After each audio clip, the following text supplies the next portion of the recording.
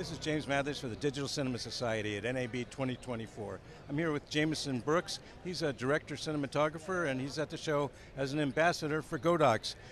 Tell us about this light here. Yeah, thanks for stopping by the booth. So right here we have the all-new GODOX MG2400 bi. This is a 2600 watt bicolor light.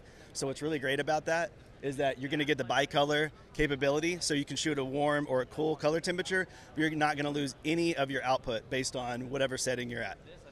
2600, how do you power that? So yeah, you're going to need probably a lot more amps as far as to run something like this. We do have an MG1200 bi, which is the smaller version of this.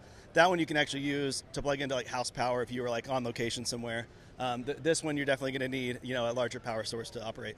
Well, it gives you a lot of punch. It's a very punchy light. This is basically the sunlight, so that will definitely bring that. So this is really great. Another good thing about this, it's IP54, so it can be out in the rain, it can be out in the dust, the dirt. It's basically made to take abuse, so it's built for that.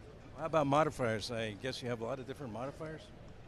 So this is our GR15 reflector that's the modifier on here, and so what's nice about that, it's going to contain a more narrow pool of light to give you even higher output. We also do have other reflectors going to help spread that light even further if you need a wide spread of light. So one thing about this light itself is the all-new G mount that we have. It's our proprietary mount. It's basically a more beefed up version of something that can support these heavier modifiers that you put on the end of it. Here's what the inside of the modifier looks like right here. So just to give you a look at the optics recognition and the touch points that make this really cool. The light unit itself can talk to the modifier on the light for safety purposes and to better use the light itself within the unit.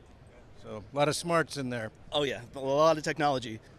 So this is the same light as the one in the background there with a much bigger modifier. That's a beam intensifier? Yeah, that's the Max 90. What's really cool about that, I mean, it's really the first of its kind for a light of that size in the LED world. So what that's going to give you is a 5-degree parallel beam. It's going to basically be able to project that light at a continuous rate of brightness for a very long distance.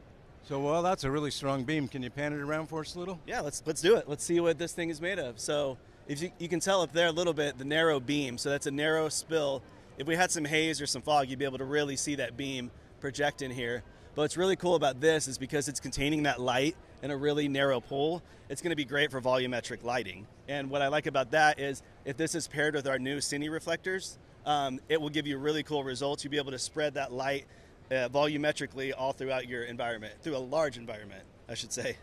Like the sun. Like the sun. That's the main thing. We want to try to emulate the sun the best that we can. And this particular unit is going to be your best chance of doing that. Thank you so much, Jameson. Hey, thank you for coming by.